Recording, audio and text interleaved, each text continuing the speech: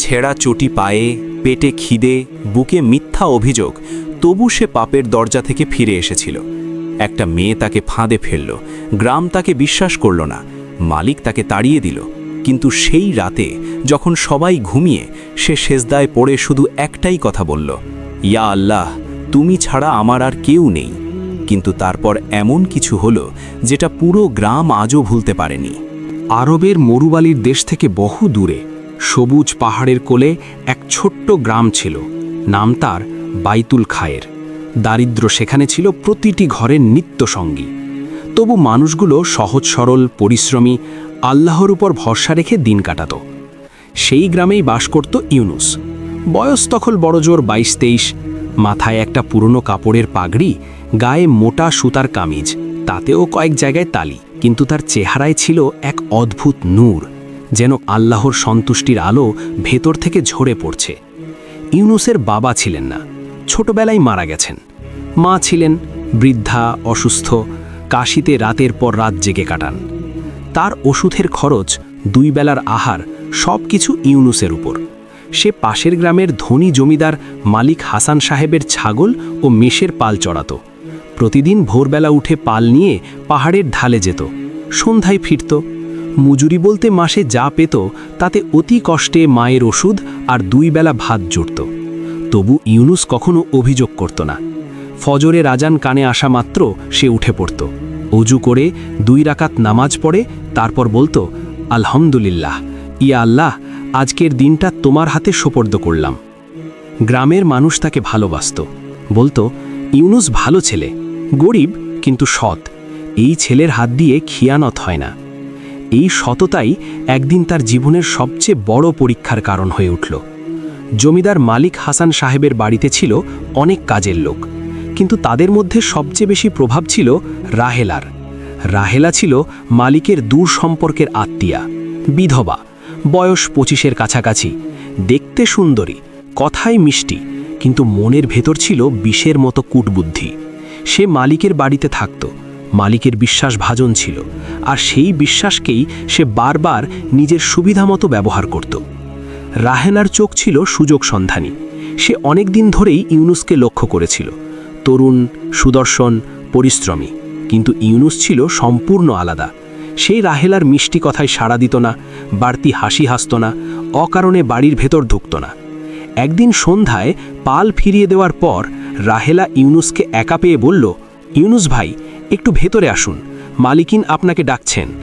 ইউনুস বলল, মালিকিন যদি ডাকেন তাকে বলুন আমি দরজার বাইরে আছি, তিনি যা বলার বলতে পারেন। রাহেলা একটু অবাক হয়ে গেল, বলল, ভেতরে আসতে ভয় কি, আমি তো আছি। ইউনুস শান্তভাবে বলল, বোন, আমার মালিক আমাকে ছাগল চড়াতে রেখেছেন, অকারণে তার ঘরে ঢোকা আমার কাজ নয়, আল্লাহ আমাকে দেখছেন। রাহেলার মুখে একটা অদ্ভুত হাসি ফুটল, কিন্তু সে চলে গেল। সেই হাসির ভেতরে লুকিয়েছিল এক ভয়ঙ্কর পরিকল্পনা। কিছুদিন পরের কথা, মালিক হাসান সাহেব ব্যবসার কাজে পাশের শহরে গেলেন, থাকবেন 3 দিন। বাড়িতে রইলেন তার স্ত্রী, কাজের লোকজন আর রাহেলা। এই সুযোগেরই অপেক্ষায় ছিল রাহেলা। সেদিন দুপুরে ইউনুস পাল চলিয়ে ফেরার পথে গ্রামের কুয়োর কাছে বসে অজু করছিল। হঠাৎ মালিকের বাড়ির একটা ছোট ছেলে দৌড়ে এলো, ইউনুস ভাই, মালিকিন বলেছেন তোমাকে এক্ষুনি ডেকে আনতে, নাকি একটা মেষ অসুস্থ হয়ে পড়েছে, দেখতে হবে। ইউনুস উঠল। মেষের অসুস্থতার বিষয়, সেটা তার দায়িত্বের মধ্যেই পড়ে। সে মালিকের বাড়ির দিকে গেল, কিন্তু বাড়ির সদর দরজা পার হয়েই সে থামল। মালিকিন বাইরে ছিলেন না, ভেতরের উঠোনে রাহেলা একা দাঁড়িয়ে, মুখে মিষ্টি হাসি। এসো ইউনুস, মেষটা পেছনের ঘরে। ইউনুসের মন একটু সতর্ক হয়ে উঠল। সে বলল, মালিকিন কোথায়? তিনি একটু বাইরে গেছেন, এসো আমিই দেখাচ্ছি। না বোন, মালিকিন না থাকলে আমি ঘরের ভেতর ঢুকব না। মেষের যদি সমস্যা হয় সেটা পেছনের গোয়াল ঘরে থাকার কথা, সেখানে গিয়ে দেখি। রাহেলার মুখ একটু কঠিন হয়ে গেল, কিন্তু সে কিছু বলল না। ইউনুস গোয়াল ঘরে গেল। মেষটার সামান্য জ্বর ছিল, সে কিছু ব্যবস্থা করে দিয়ে চলে আসতে চাইল, কিন্তু তখন রাহেলা তার পেছনে এসে দাঁড়ালো। গলার স্বর বদলে গেছে, এখন অনুনয়ের সুর। ইউনুস, আমি কতদিন ধরে একা আছি, তুমি কি একটু... ইউনুস সঙ্গে সঙ্গে ঘুরে দাঁড়ালো, তার চোখ দৃঢ়। আস্তাগফিরুল্লাহ, বোন, তুমি কি বলছো জানো? আমি আমার মালিকের আমানতদার। আল্লাহকে ভয় করো। রাহেলার চেহারা পাল্টে গেল। লজ্জার বদলে এলো রাগ, একটা ভয়ঙ্কর শীতল ক্রোধ। সে বলল, তুমি এই কথা মনে রেখো ইউনুস। ইউনুস আর কথা না বাড়িয়ে দ্রুত পায়ে বের হয়ে গেল। কিন্তু সে জানত না পেছনে একটা ঘূর্ণিঝড় তৈরি হচ্ছে। সেই রাতেই রাহেলা মালিকিনের কাছে গেল, চোখে কৃত্রিম জল, কণ্ঠে কম্পন। ভাবি, আমি কি করে বলবো, লজ্জায় মরে যাচ্ছি। মালিকিন সরল মনা মহিলা, রাহেলাকে বিশ্বাস করতেন অনেকটাই। উদ্বিগ্ন হয়ে বললেন, কি হয়েছে বলো। রাহেলা ফুপিয়ে উঠল, আজ দুপুরে ইউনুস, সে আমার সাথে খারাপ ব্যবহার করেছে। আমি বাধা দিয়েছি বলে সে চলে গেছে। আমি ভয়ে কাউকে বলতে পারিনি। মালিকিন স্তব্ধ হয়ে গেলেন।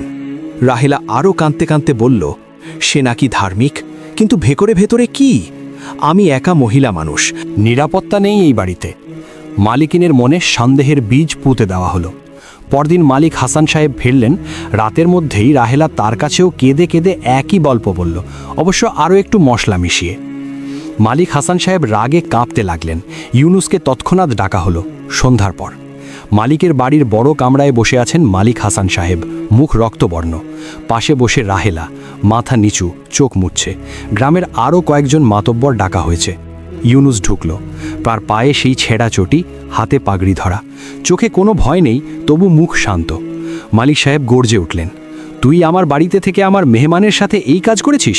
নিমক হারাম, বেঈমান। ইউনুস মাথা তুলে তাকালো, শান্ত গলায় বলল, মালিক সাহেব, আমি কি করেছি বলে অভিযোগ? রাহেলা তখন আবার চোখ মুছল, বলল, তুমি ভালো করেই জানো কি করেছ। ইউনুস তার দিকে তাকালো, কোনো রাগ নেই, বলল, আল্লাহ সাক্ষী, আমি এই মহিলার সাথে কোনো অন্যায় করিনি, বরং এই মহিলা আমাকে অন্যায়ের দিকে ডেকেছিল, আমি অস্বীকার করেছি, সেই কারণেই আজ মিথ্যা অভিযোগ। মাতব্বররা মুখ চাওয়াচাওয়ি করলেন। কেউ কেউ বললেন, ইউনুস তো সৎ ছেলে বলেই জানি, কিন্তু এই মহিলা মিথ্যা বলবে কেন? কেউ কেউ আবার বললেন, তরুণ ছেলে, হয়তো লোভে পড়ে সে। মালিক সাহেব রায় দিলেন, আজ থেকে ইউনুস বরখাস্ত, গ্রাম থেকেও বের হয়ে যাবি, এই গ্রামে তোর মতো লোকের জায়গা নেই। ইউনুসের বুকে তীরের মতো বিঁধল কথাটা। চাকরি নেই, মায়ের ওষুধের টাকা কোথায় আসবে? কিন্তু সে মাথা নোয়ালো না, শুধু বলল, মালিক সাহেব, আপনি আপনার সিদ্ধান্ত নিলেন, আল্লাহ তার সিদ্ধান্ত নেবেন, আমি তার কাছেই ফিরে যাচ্ছি। সে বের হয়ে গেল। রাহেলার ঠোঁটে একটা অদৃশ্য হাসি খেলে গেল। ইউনুস বাড়ি ফিরল। মা শুয়েছিলেন, কাশি দিচ্ছিলেন। ইউনুসের মুখের দিকে তাকিয়ে বুঝলেন কিছু একটা হয়েছে। কি হয়েছে রে বাবা? ইউনুস মায়ের পাশে বসল, মায়ের হাত ধরল, বলল, আম্মা, আমার চাকরি গেছে। কেন? মিথ্যা অভিযোগে। মা কিছুক্ষণ চুপ রইলেন, তারপর কাশতে কাশতেই বললেন, বাবা, তুই কি সত্যিই কোনো অন্যায় করিসনি? না আম্মা, আল্লাহর কসম। মা চোখ বন্ধ করলেন, ঠোঁট নড়ল, নিঃশব্দে কিছু পড়লেন, তারপর বললেন, তাহলে চিন্তা নেই বাবা, আল্লাহ আছেন। সেই রাতে ইউনুস বহুক্ষণ ঘুমাতে পারল না। মায়ের ওষুধের শেষ পয়সাটাও ফুরিয়ে এসেছে। পেটে খিদে, আর বুকে একটা অসহ্য যন্ত্রণা, সৎ থেকেও অপমানিত হওয়ার যন্ত্রণা। রাতের শেষ প্রহরে সে উঠল, উজু করল, জায়নামাজ বিছালো, 2 রাকাত নামাজ পড়ল, তারপর সেজদায় পড়ে রইল, কাঁদল, নিঃশব্দে কাঁদল, কিন্তু মুখে ছিল না অভিযোগ, ছিল শুধু আকুতি। ইয়া আল্লাহ, তুমি সব দেখছ, তুমি জানো আমি নির্দোষ, তুমি জানো এই মিথ্যার ভেতরে কতটা কষ্ট আছে। আমি তোমার কাছে বিচার চাই না, চাই তোমার রহমত। আমার মায়ের দিকে তাকাও, তার ওষুধ নেই, আমার কোথাও যাওয়ার নেই, তুমি ছাড়া আমার আর কেউ নেই। ইয়া আল্লাহ, ইয়া আল্লাহ। সেজদায় মাথা রেখে ঠান্ডা মাটিতে কপাল ঠেকিয়ে ইউনুস কতক্ষণ কাঁদল সে হিসেব নেই, কিন্তু সেই কান্না কোথাও পৌঁছে গেল। পরদিন ভোরবেলার কথা, গ্রামের মসজিদে ফজরের নামাজ পড়তে এসেছিলেন এক বৃদ্ধ আলেম, শেখ আব্দুর রহমান। তিনি দূরের শহর থেকে এসেছেন। এই গ্রামে তার এক পুরনো বন্ধু আছেন, তার সাথে দেখা করতে। নামাজের পর মসজিদের সামনে চায়ের দোকানে বসে তিনি কথা বলছিলেন। তখন গ্রামের কয়েকজন লোক কথায় কথায় ইউনুসের ঘটনা তুললেন। শায়েখ আব্দুর রহমান মনোযোগ দিয়ে সব শুনলেন, তারপর বললেন, এই ছেলে কোথায়? ইউনুসকে ডেকে আনা হলো। শায়েখ তার মুখের দিকে কিছুক্ষণ তাকিয়ে রইলেন, তারপর জিজ্ঞেস করলেন, বাবা, কাল রাতে কি তুমি তাহাজ্জুদ পড়েছিলে? ইউনুস একটু অবাক হলো, বলল, জি হুজুর। শায়েখ মৃদু হাসলেন, বললেন, আমি স্বপ্নে একজনকে দেখলাম সেজদায় কাঁদছে, সেই কান্না আমার ঘুম ভেঙে দিল। সকালে এখানে এসে তোমার কথা শুনলাম, মনে হলো এটা কাকতল নয়। তিনি একটু থেমে বললেন, মালিক হাসান সাহেবকে ডাকো। শায়েখ আব্দুর রহমান মালিক হাসানের বাড়িতে গেলেন। মালিক সাহেব শায়েখকে সম্মান করতেন, কারণ এই বয়স্ক আলেমের সততার সুনাম দূর দূরান্তে ছড়িয়েছিল। শায়েখ বললেন, হাসান সাহেব, আমি এই মামলার একটু তদন্ত করতে চাই, অনুমতি দেবেন? মালিক সাহেব একটু অপ্রস্তুত হলেন, বললেন, কিন্তু হুজুর, রাহেলা নিজে বলেছে। শায়েখ বললেন, তার মানে এখনো প্রমাণ হয়নি? শুধু একজনের কথায় একজনের জীবন নষ্ট করা যায় না, ইসলামেও এটা জায়েজ নয়। মালিক সাহেব চুপ করে গেলেন। শায়েখ বললেন, রাহেলাকে ডাকুন, আলাদা আলাদা করে কথা বলি। শায়েখ প্রথমে ইউনুসকে একা ডাকলেন। বাবা, ঠিক কি হয়েছিল সব বলো, কোনো কিছু লুকাবে না। ইউনুস শুরু থেকে শেষ পর্যন্ত সব বলল, কিভাবে রাহেলা তাকে ডেকেছিল, কিভাবে সে অস্বীকার করেছিল, কিভাবে রাহেলার চেহারা বদলে গিয়েছিল রাগে। শায়েখ শুনলেন মনোযোগ দিয়ে। তারপর রাহেলাকে ডাকলেন। রাহেলা এলো, চোখে কৃত্রিম জল, মুখে মিষ্টি দুঃখের ভঙ্গি। শায়েখ বললেন, মা, আমার কাছে মিথ্যা বলে লাভ নেই, আমি মানুষকে পড়তে পারি, তুমি কি সত্য বলবে? রাহেলা বলল, হুজুর, আমি সত্যিই বলছি। শায়েখ এবার অন্যভাবে প্রশ্ন করলেন, মা, তুমি বলছো ইউনুস তোমার ঘরে এসেছিল, তার ঘরে ঢোকার কি কোনো সাক্ষী আছে? না, মানে আমি একাই ছিলাম। ইউনুস কতক্ষণ ছিল? রাহেলা একটু থেমে গেল। শায়েখ আবার বললেন, যখন সে ঢুকল তখন তুমি কোথায় ছিলে? রাহেলার উত্তরে গড়মিল দেখা গেল। একবার বলল রান্নাঘরে, একবার বলল শোবার ঘরে। শায়েখ বললেন, মা, তোমার কথায় মিল নেই। রাহেলা চুপ করে গেল। শায়েখ এবার নরম গলায় কিন্তু দৃঢ়ভাবে বললেন, মা, আমি জানি তুমি মিথ্যা বলছো, আমি তোমাকে শাস্তি দিতে আসিনি, কিন্তু একটা নিরীহ মানুষের জীবন তুমি ধ্বংস করতে চাইছো, এটা কি তোমার বিবেক মেনে নিচ্ছে? আল্লাহর কাছে প্রতিটি মিথ্যার হিসাব দিতে হবে, সেই দিনের কথা ভাবো। রাহেলার শরীর কাঁপতে লাগল। শায়েখ আবার বললেন, এই ছেলের একটা অসুস্থ মা আছেন, যার ওষুধের পয়সা নেই, সেই মায়ের মুখের দিকে তাকিয়ে তুমি কি সত্য বলতে পারবে না? রাহেলার চোখ ভিজে গেল, কিন্তু এবার সত্যিকারের জলে। সে কয়েক মিনিট নিঃশব্দে রইল, তারপর ফুপিয়ে উঠল, এবার কৃত্রিম নয়, আসল কান্নায়। হুজুর, আমি মিথ্যা বলেছি, ইউনুস কিছু করেনি, আমি তাকে বলেছিলাম, সে অস্বীকার করেছিল, রাগে আমি এই মিথ্যা বানিয়েছি। কামরায় পিন পতন নীরবতা। মালিক হাসান সাহেব চেয়ার থেকে উঠে দাঁড়ালেন, তার মুখ এবার লজ্জায় রক্তাভ।